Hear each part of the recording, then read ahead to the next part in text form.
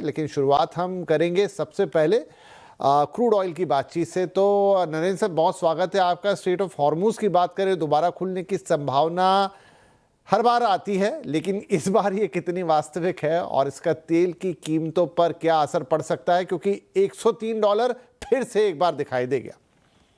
नहीं, बिल्कुल आपने सही कहा। देखिए 103 तो हमको ये कंप्यूटर स्क्रीन पर दिख रहा है, लेकिन अगर आप देखिए कई देशों की जो खरीदारी हो रही है वो उससे ज्यादा रेट पे हो रही है। इवन जो रूस का तेल है, जहां एक जगह जाना जाता था वहां डिस्काउंट मिलता है, आज वो भी जो उस पर भी कहीं ना कहीं कई देशों को प्रीमियम देना पड़ रहा है। और उसकी मुख्य वजह यह है कि एक अमेरिका जो है वो किसी जल्दबाजी में नजर नहीं आता कि वो कुल मिलाकर के किसी तरीके की वहां पे शांति की बात करे। और ईरान जो है उसका रवैया ये है कि भाई अब उनके पास तो कुछ खोने के लिए है नहीं। स्ट्रेट ऑफ हॉर्मुज वही हाल है जो वो चाहते हैं, और अमेरिका से बातचीत को लेकर के उनको कोई जल्दबाजी नजर नहीं आ रही है। उसके कारण कई हो सकते हैं, वो एक अलग विषय है। वहाँ लीडरशिप के अंदर जो नेतृत्व आज का है उसके अंदर मतभेद है इस मुद्दे को लेकर के। और दूसरी तरफ अमेरिका का ये कहना कि भाई जो है स्ट्रेट ऑफ हॉर्मुज को पहले खाली करो, जाने दो, आवागमन होने दो, उसके बाद ही हम अपना जो ब्लॉकेड है उसको वहां से हटाएंगे। तो कुल मिलाकर के ना ईरान जल्दी में नजर आ रहा, ना अमेरिका, क्योंकि अमेरिका तो धड़ाधड़ तेल बेच रहा है। आप पता ही है आपको, उनके निर्यात जो है, तेल के निर्यात बिल्कुल एकदम बड़े स्तर पे चल रहे हैं और खूब पैसा कमा रहे हैं वहाँ के एक्सपोर्टर। और दूसरी तरफ हमने ये देखा है कि कोई किसी तरह की, ओमान थोड़ा कोशिश कर रहा है और कि भाई दोनों देशों को बाहर लेके आए, कुछ बातचीत हो। पाकिस्तान जो पहले कोशिश कर रहा था उसमें ज्यादा सफलता नजर नहीं आ रही है। उसका कारण ये है कि कहीं ना कहीं ईरान को अब पाकिस्तान के जो ओवरऑल उनके जो इरादे हैं उस पर थोड़ा शक हो गया है, तो लिहाजा ओमान बीच में मध्यस्थता करने की कोशिश कर रहा है, लेकिन कोई प्रगति फिलहाल कहीं भी नहीं।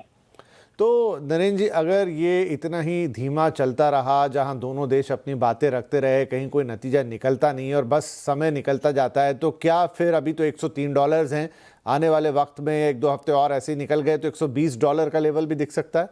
नहीं, बिल्कुल दिख सकता है, 120 से ऊपर भी दिख सकता है। आप देखिए आज सुबह की, आप देखिए कल रात की टेलीविजन पे जापान में सबसे बड़ी खबर ये थी कि अमेरिका से एक बड़ा टैंकर तेल लेकर के जापान पहुंचा, जो बड़ी आम बात होती है कि उनके वो भी काफी भारी मात्रा में आयात करते हैं, उनकी निर्भरता आयात पर 90% है।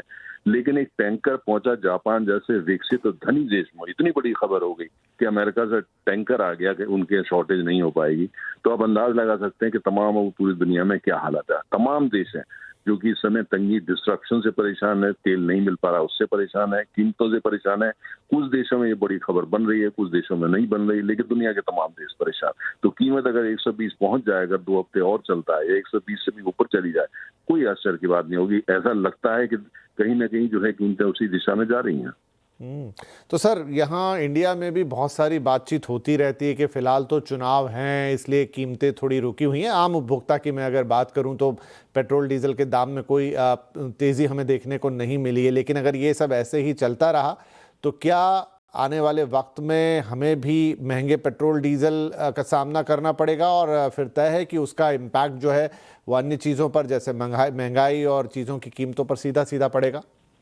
देखिए आज जितनी भी बड़े भारत में तेल के आयातक है, रिफाइनर है, वितरण करने वाली कंपनियां हैं, चाहे वो सरकारी हैं या प्राइवेट हैं, सब बहुत परेशानी में है। सरकारी कंपनियों की जो बैलेंस शीट है बहुत ज्यादा दबाव में, बहुत परेशानी में, उनको आयात तेल खरीदने में दिक्कतें आना शुरू हो रही हैं क्योंकि बैलेंस शीट स्ट्रांग नहीं है और कहीं ना कहीं कीमतें बढ़ा नहीं पा रहे हैं। एयरलाइंस परेशान हो रही हैं, आपने खबरें भी देखी हैं। तो कुल मिलाकर के अभी तक कीमत, सरकार ने एक आम उपभोक्ता को बचाने का पूरा प्रयास किया जो सराहनीय है, लेकिन साथ में हमको ये भी देखना है कि जो ये कंपनियां, चाहे वो पब्लिक सेक्टर की हो या प्राइवेट हो, अगर इनकी अर्थव्यवस्था, इनकी बैलेंस शीट वो ही अगर चरमरा जाती है और ये तेल आयात करने में मुश्किल पैदा हो जाती है, फिर अर्थव्यवस्था का क्या होगा, आम उपभोक्ता को अब कैसे बचाएंगे। तो इसलिए आम उपभोक्ता तो फिलहाल बचा हुआ है, हालांकि इलेक्शन के बाद वो सिनेरियो थोड़ा बदलेगा। लेकिन यह है कि जो कंपनियां हैं, जो बड़ी बड़ी कंपनियां तेल आयात करती हैं, रिफाइन करती हैं, वितरण करती हैं, वो सब बेहद बहुत परेशानी में और दर्द के मारे वो बस चीख नहीं पा रहे हैं, लेकिन दर्द बहुत है उनको। तो इसका मतलब है कि आने वाले समय में हम एक इम्पैक्ट देख सकते हैं, क्योंकि कब तक सहन वो करेंगी, राइट।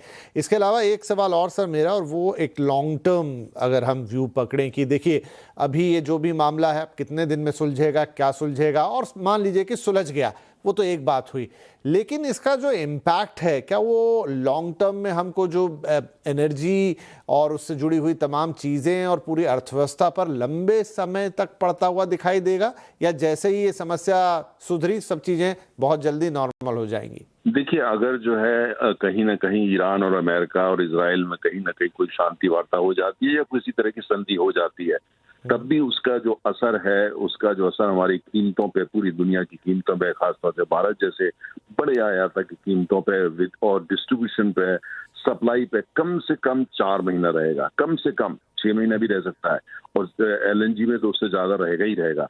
लेकिन ये अब जो चीज है, अगर एकदम शांति हो जाती है तो भी लंबा रहने वाला है, और अगर शांति नहीं होती है तो कीमतें तो बढ़ेंगी बढ़ेंगी, साथ में तमाम जो विकल्प, तो तेल का कुछ है नहीं, तमाम लोग बातें करते हैं भाई ये कर लीजिए, वो कर लीजिए, इथेनॉल 100% कर लीजिए, कोई कहता है खाली ईवी चला लीजिए, ये सब बहुत ये लॉन्ग टर्म की बातें हैं। अभी हकीकत ये है कि कोई आपके पास विकल्प नहीं है, जहां जहां संभव है वहां से आप तेल खरीद रहे हैं, उसको लेकर के आ रहे हैं। हो सकता है तेल कहीं ना कहीं से मिलता रहे, लेकिन उसकी कीमत जो है वो बड़ा चुनौती रहेगी, कि अगर 20% जो वर्ल्ड की सप्लाई चेन है, जो 20% से तेल पर फीसदी तेल उससे जो है वो परेशानी में आ जाता है, तो कीमतें तो इम्पैक्टेड होंगी ही होंगी, लेकिन जो सप्लाई है वो कैसे उससे बच पाएगी? बिल्कुल नहीं बच पाएगी। और हकीकत ये है कि आज पूरी दुनिया में ज्यादातर देश, बड़े बड़े आयातक देश उसमें शामिल है, सबको अब पहले कीमत की चिंता थी, अब सप्लाई की चिंता ज्यादा सता रही है।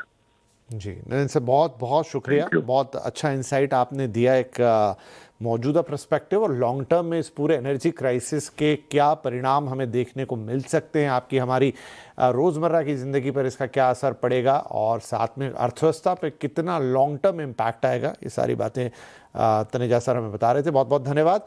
अब थोड़ा सा